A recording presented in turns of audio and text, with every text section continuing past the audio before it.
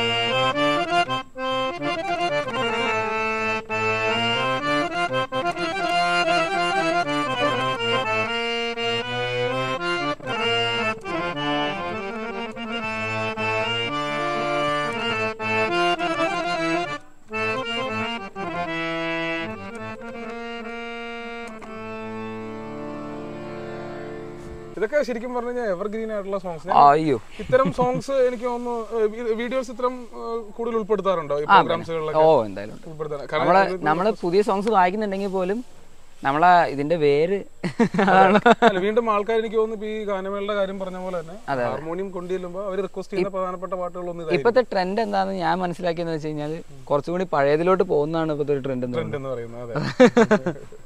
ഇപ്പൊ ശരിക്കും band form ചെയ്തിട്ടുണ്ടോ അങ്ങനെ? ഉണ്ട്. ആരൊക്കെയാ ടീമിലുള്ളത്? നമുക്ക് കോഴിക്കോട്ട് നിന്ന് ഒരുപാട് ആർട്ടിസ്റ്റുകളുണ്ട് നമുക്ക് എന്നെ അക്കമ്പനി ചെയ്യാൻ. അച്ഛനുണ്ട് കൂടെ എന്നുള്ളതാണ്. അച്ഛൻ വോക്കലാണ്. ഉണ്ട്. അയ്യോ, ഇപ്പൊ ഞാൻ ഇൻസ്റ്റയില് എനിക്കാണ് മെസ്സേജ് റിസീവ് ചെയ്യാൻ. ഞാൻ അപ്പൊ തന്നെ അച്ഛൻ്റെ നമ്പർ ഫോർവേഡ് ചെയ്യും. പിന്നെ അച്ഛനാണ് പിന്നെ ഫുൾ ഓർഗനൈസ്.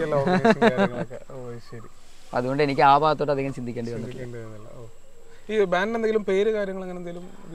നമ്മള് നാദബ്രഹ്മ മ്യൂസിക് ബാൻഡ് എന്നുള്ള ലെവലിലാണ് ഇതുവരെ പോയിക്കൊണ്ടിരിക്കുന്നത്. പേര് തന്നെയാണ് പോയിരുന്നത്. അതിന്റെ ഒരു സത്യാവസ്ഥ എന്താ വെച്ചാൽ നല്ലൊരു പേര് ഇപ്പോഴും കണ്ടെത്താൻ ശ്രമിച്ചുകൊണ്ടിരിക്കുകയാണ്. അതെ. നമ്മുടെ സെക്ഷൻ നമ്മൾ ഹാർമോണിയോത്സവം എന്നാ പറയുന്നത്. ആ സെക്ഷൻ നമ്മൾ ഹാർമോണിയോത്സവം എന്ന് പറയുന്നത്. ഒരു ബാൻഡ് ഫോം പേരിങ്ങനെ നോക്കുന്നുണ്ട്.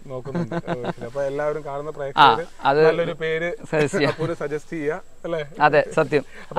പ്രേക്ഷകരുടെ കാര്യം പറഞ്ഞില്ല, ഞാൻ പറഞ്ഞില്ലേ കുറച്ചും അതാണ് പറഞ്ഞു നിർത്തിയത്, ഞാൻ വിട്ടുപോയി. മറ്റേ നമ്മുടെ ലൈഫിൽ ഒരുപാട് ചേഞ്ച് വരുന്നുണ്ട്. ഇതിന് ശേഷം ഒരുപാട് അഭിപ്രായങ്ങൾ കേൾക്കാൻ പറ്റിയൊരു അഭിപ്രായമാണ് എൻ്റെ മുടി.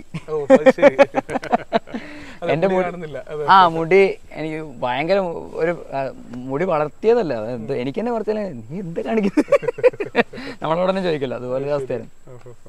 നമുക്ക് റെയിൽവേ സ്റ്റേഷനിൽ ഒന്നാമതെന്ന് വെച്ചാൽ ഞാൻ പണ്ട് ഈ തുടങ്ങിയ സമയത്തൊക്കെ ഞാൻ ട്രെയിനിലാണ് പോകുന്നത്.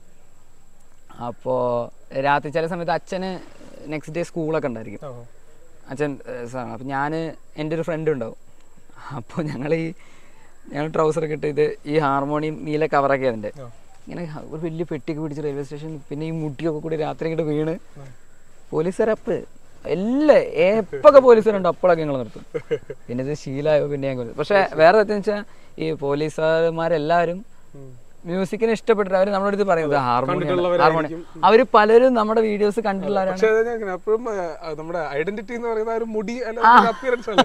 എനിക്ക് പെട്ടെന്ന് അപ്പൂനെ കണ്ടിട്ട് ആദ്യം മനസ്സിലായി എന്ന് പറഞ്ഞ പോലെ ഇപ്പൊ വീഡിയോ കണ്ടിട്ടുള്ളവര് ആ ഒരു രൂപമായിരിക്കും.